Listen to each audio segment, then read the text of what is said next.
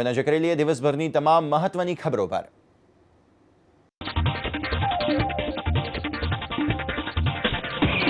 આઈએસઆઈએસના 2 આતંકી ભાઈઓની પૂછપરછ દરમિયાન થયો મોટો ખુલાસો। બોમ્બ બનાવવાની ટેકનિક જાણતા બંને ભાઈઓ મોટી ઘટનાને આપવાના હતા અંજામ। રાજકોટ અને ભાવનગરમાંથી ઝડપાયેલા 2 આતંકી ભાઈઓએ 12 દિવસના રિમાન્ડ પર મોકલાયા છે। બંને આરોપીઓએ કોર્ટમાં પોતાના ગુનાની કબૂલાત કરી છે। આતંકી નઈમ અને વસીમે કોર્ટમાં કબૂલ્યું છે કે તેમને બોમ્બ બનાવવાની ટેકનિક આવડે છે। ચોટીલામાં તે માટે પ્રયાસ પણ કર્યો હતો। સોશિયલ મીડિયાના માધ્યમથી તેઓ આતંકી સંગઠન આઈએસ સાથે જોડાયેલા હતા તેવી કબૂલાત પણ બંને આરોપીઓએ કોર્ટમાં કરી છે। આ અગાઉ એટીએસની પૂછપરછમાં બહાર આવ્યું હતું કે તેઓ શહેરના ગુંદાવાડી વિસ્તાર અને ત્રિકોણબાગ વિસ્તારમાં બોમ્બ મૂકવાના હતા। આ માટે આતંકીઓ બોમ્બ સામાન લઈ સ્થળે પણ ગયા હતા। જોકે સ્થળ પર ભીડ વધારે હોવાથી બંને વિસ્ફોટ કરવામાં નિષ્ફળ ગયા હતા। નામદાર કોર્ટ દ્વારા બંને આરોપીઓના 12 દિવસના રિમાન્ડ મળેલા છે। રાજકોટ અને ભાવનગરમાં દહેશત ફેલાવવાના પ્રયત્નો કરેલા અને ચોટીલામાં એક હુમલો કરવાનો પ્રયત્ન કરેલ, પણ એ હુમલા નિષ્ફળ ગયેલા હતા। હા, રાજકોટની અંદરથી અમુક જે ગન પાવડર બેટરી જે છે એ ખરીદેલી હતી, પણ ક્યાંથી અને કેવી રીતે ખરીદેલી હતી એમની વિશેષ પૂછપરછ કરી અને આઈડેન્ટિફાઈ કરી એ મુજબની તપાસ કરવામાં આવી। બંને આતંકીઓએ કોર્ટમાં કબૂલાત આપી છે કે આઈએસઆઈએસે તેમને પૈસાની લાલચ આપી હતી। આતંકી પ્રવૃત્તિમાં પહેલા મોટો ભાઈ વસીમ જોડાયો હતો, બાદમાં નાના ભાઈ નઈમને પણ જોડવામાં આવ્યો હતો। આતંકીઓ પકડાવાના મુદ્દે શરૂ થઈ છે આક્ષેપબાજી। વિપક્ષે સરકાર ઉપર આક્ષેપ કરતા નિવેદન આપ્યા છે, તો સામે ગૃહ રાજ્યમંત્રીએ પણ આપ્યું છે વિરોધી નિવેદન।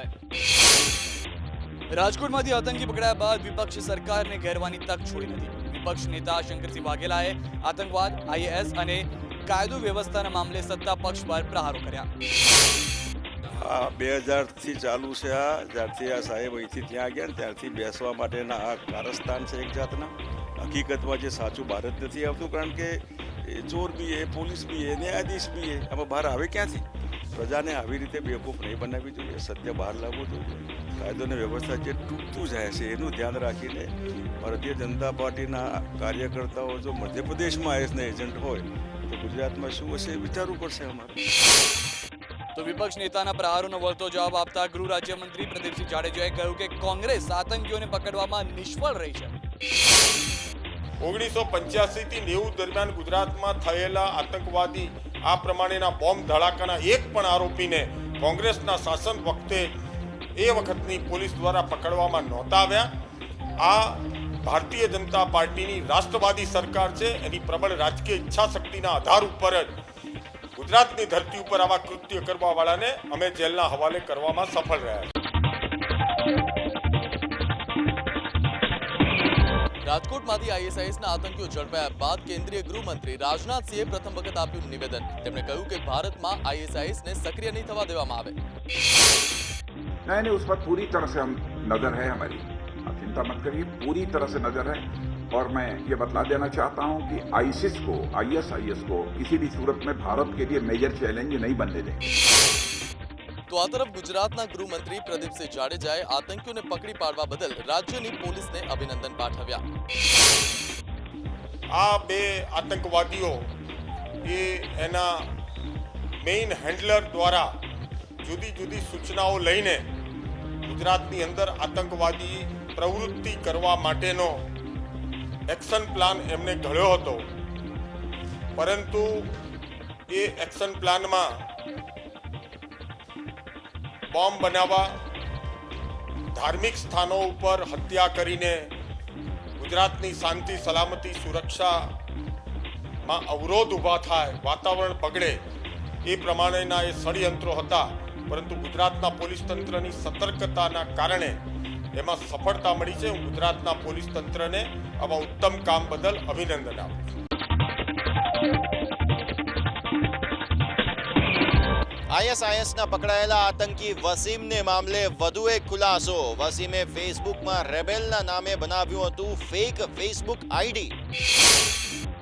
આઈએસઆઈએસના આતંકીઓને મામલે વધુ એક ખુલાસો થયો છે। સોશિયલ મીડિયા થકી આઈએસઆઈએસ સાથે જોડાયેલા રહેતા આતંકી વસીમે ફેસબુક પર નકલી આઈડી બનાવ્યું હતું। વસીમે ફેસબુક પર રેબેલ નામથી આઈડી બનાવ્યું હતું। વસીમે તેના પ્રોફાઇલ પિક્ચરમાં કાઉન્ટર સ્ટ્રાઇક ગેમના પ્લેયરનો ફોટો અપલોડ કર્યો હતો. સાથે જ ફેસબુક પર પ્રધાનમંત્રી નરેન્દ્ર મોદીની નોટબંધીના વિરોધમાં પોસ્ટ પણ શેર કરી હતી. ફેસબુક પર આઈડીના કવર ફોટોમાં લખાણ લખ્યું હતું કે પ્રલય થાય અને મને જે પણ થાય, હું તને પ્રેમ કરું છું. આતંકી વસીમ વાતચીત કરવા માટે ટેલિગ્રામ એપનો ઉપયોગ કરતો હતો, જેના પર તેણે નિન્જા ફોક્સ નામથી આઈડી બનાવી રાખ્યું હતું. ઝડપાયેલા બંને આતંકીઓ તરફથી રાજકોટના એક પણ વકીલ કેસ લડવા નથી તૈયાર. આખરે જામનગરના એક વકીલે કેસ લડવાની દર્શાવી તૈયારી.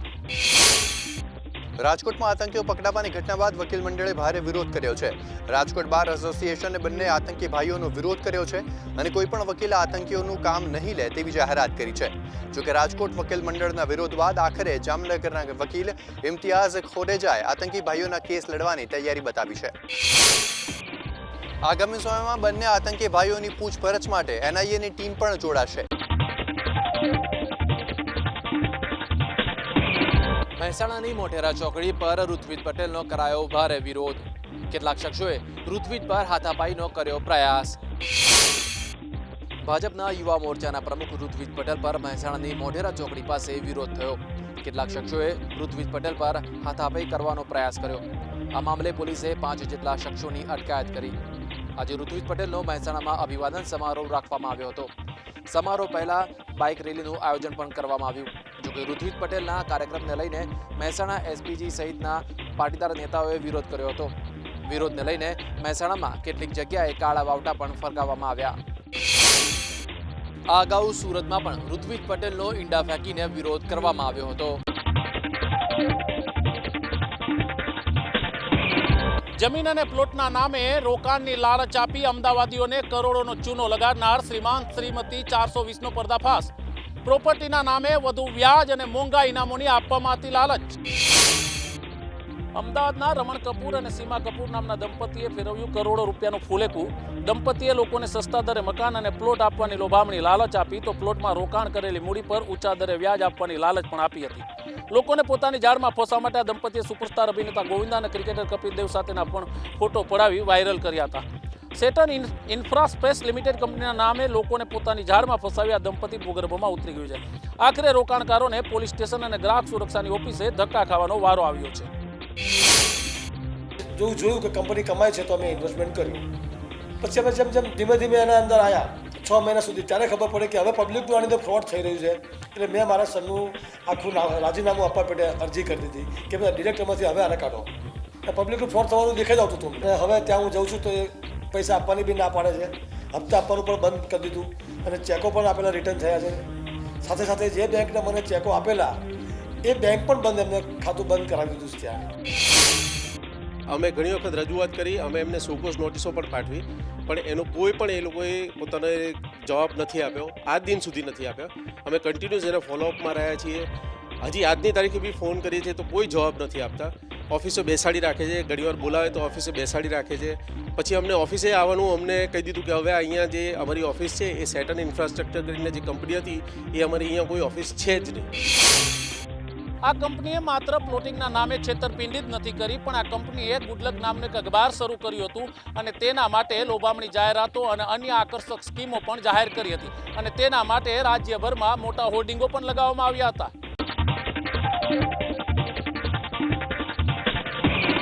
અમદાવાદમાં કરોડોની ઠગાઈ કરનાર રમણ કપૂરે એબીપી અસ્મિતા સાથેની વાતમાં કર્યો સ્વબચાવ. કહ્યું, મારી ઉપરના તમામ આરોપો છે બેબુનિયાદ. હું આ કંપનીમાંથી પહેલેથી જ આપી ચૂક્યો છું રાજીનામું. એની અંદર સાહેબ અમારા 4-5 અમે પાર્ટનર લોકો હતા, જેમાંથી અમે લોકો 2013માંથી અમારા જે 3 પાર્ટનર હતા એ નીકળી ગયા હતા. અને એના પછી સાહેબ આની અંદર અરવિંદભાઈ પટેલ જે અત્યારે જેમનું કદાચ આપણે ઇન્ટરવ્યુ પણ ચલાવ્યું છે, એમના જે છોકરા છે મૃગેશ પટેલ છે, એ ડાયરેક્ટર છે જે 2013થી લઈને આજ સુધી 2017 સુધી 5 વર્ષથી બધું હેન્ડલિંગ કરે છે સાહેબ, અને એ જ કંપની ચલાવે છે સાહેબ. દિલ્હીના રામદાસ કોલેજના વિવાદની આંચ વડોદરાની MS યુનિવર્સિટી સુધી પહોંચી. યુનિવર્સિટીના NSUI અને ABVP સંગઠનના વિદ્યાર્થીઓ વચ્ચે સર્જાયું દંગલ. છુટ્ટા હાથે મારામારી અને અફરાતફરી. આ દ્રશ્યો છે વડોદરાની MS યુનિવર્સિટીના. કોમર્સ ફેકલ્ટીના કેમ્પસમાં જ એબીવીપી અને એનએસયુઆઈના વિદ્યાર્થીઓ વચ્ચે થઈ હાથાપાઈ. દિલ્હીની રામદાસ કોલેજમાં દેશ વિરોધી સૂત્રોચ્ચાર મામલે વિરોધ પ્રદર્શન યોજાયું હતું, જે બાદ મામલો બીચક્યો અને બંને વિદ્યાર્થી સંગઠનોના કાર્યકરો આવી ગયા સામસામે. અમે આનો વિરોધ પ્રદર્શન એમએસ યુનિવર્સિટીની કોમર્સ ફેકલ્ટીમાં કરી રહ્યા હતા, જે અત્યારે એનએસયુઆઈમાં બી નથી, જે લોકો ઘર બાર વગરના છે, કે જે એનએસયુઆઈમાંથી બી એક નાની એક પ્રમુખને પોસ્ટ માટે રાજીનામા આપી દીધા છે બીજા લોકોના સમર્થનમાં. આ લોકો પર કડકમાં કડક એક્શન લેવામાં આવવા જોઈએ. જો એક્શન લેવામાં ના આવ્યા તો આગામી દિવસોમાં એબીવીપી આના ઉગ્રમાં ઉગ્ર આંદોલન કરશે. વિવિધ જિલ્લા અદાલતોમાં કામ કરતા લોકોની ગુજરાત હાઈકોર્ટમાં પિટિશન. સિસ્ટમ ઓફિસર અને સિસ્ટમ આસિસ્ટન્ટ માટે બહાર પડેલી જાહેરાત સામે હાઈકોર્ટમાં ઉઠાવાયો વાંધો. રાજ્યની વિવિધ જિલ્લા અદાલતોમાં સિસ્ટમ ઓફિસર અને સિસ્ટમ આસિસ્ટન્ટ તરીકે ફરજ બજાવતા લોકોએ ગુજરાત હાઈકોર્ટના દ્વાર ખખડાવ્યા છે.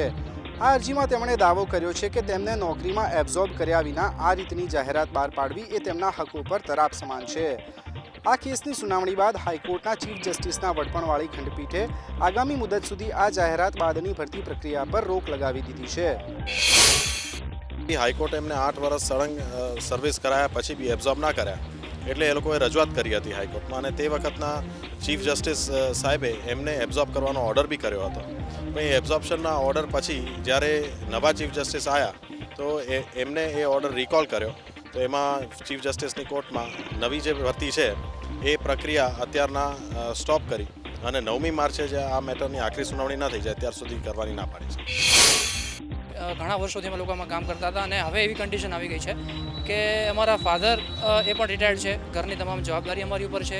તો આવા સમયે જ્યારે ગુજરાત હાઈકોર્ટે અમને ન લેવા અને એની જગ્યાએ રિક્રુટમેન્ટ બહાર પાડી છે, તો જસ્ટ આની સામે અમે લોકો એક જસ્ટ અપીલ કરી છે. આ કેસના અરજદારોનો દાવો છે કે તેમનો કેસ અન્યોથી અલગ છે અને તેમને ન્યાય મળવો જોઈએ. હાઈકોર્ટે આ મામલાની સુનાવણી 9 માર્ચ પર નિયત કરી છે.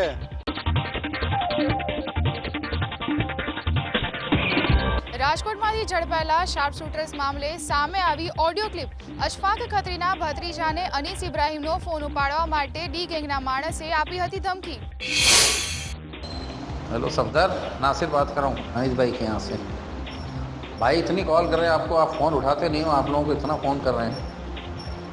भाई को हर हालत में अर्जेंट कॉल कर ले अनिस भाई को.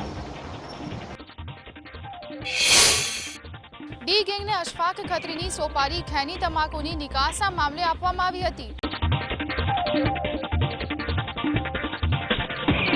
સુરત જિલ્લા એલસીબી પોલીસે અલથાણ નહેર પાસેથી 2 બુટલેગરોની કરી ધરપકડ.